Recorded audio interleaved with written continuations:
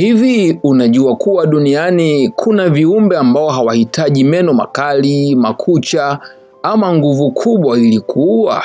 Ndiyo, viumbe hawa wapo. Wengine huua kwa sumu, wengine kwa mionzi ya asili na wengine kwa kemikali kali zinazofanya kazi haraka kuliko silaha za binadamu. Wacha nikusimulie viumbe wachache tu ambao ni uthibitisho kwamba katika asili hatari kubwa haionekani kwa macho, bali hujificha katika vitu vidogo na kimya kimya hukuathiri bila hata wewe kujua. Na hii ni TriGen Media. Miongoni mwa viumbe hatari zaidi duniani ni samaki aina ya box jellyfish. Kiumbe huyu anapatikana baharini, ana utajiri wa miba yenye sumu kali sana. Sumu yake inaweza kusababisha mshtuko wa moyo ndani ya dakika chache hata bila kukung'ata. Kinachotisha zaidi ni kwamba kiumbe huyu ni rahisi kutoonekana ndani ya maji. Hivyo mwathirika huweza kutambua hatari wakati tayari ameshapata madhara. Kiumbe mwingine wa ajabu anaitwa poison dart frog.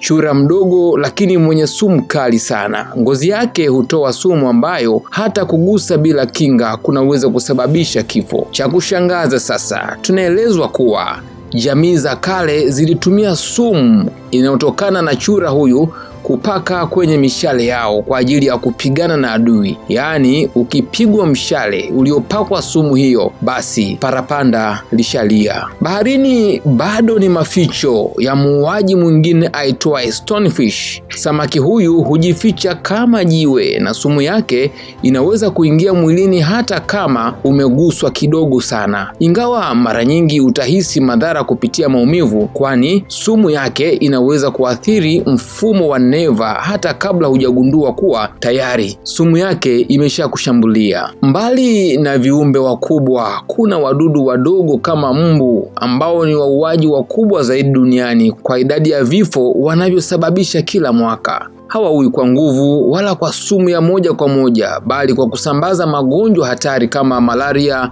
pamoja na denge. Mbu ni mfano halisi wa jinsi kiumbe mdogo asiyeonekana kuwa tishio anaweza kuwa hatari zaidi kuliko wanyama wakubwa tunaowaona na kuwaogopa siku zote. Hawa ni baadhi tu ya viumbe hatari wenye jeuri ya kuua bila kugusa, wanaotufundisha somo muhimu kuhusu asili, kuwa si kila hatari hupiga kelele au kuonekana wazi, bali zingine huja kimya kimya bila maonyo, lakini huacha athari kubwa. Kaa chonjo, na hii ni TriGen Media.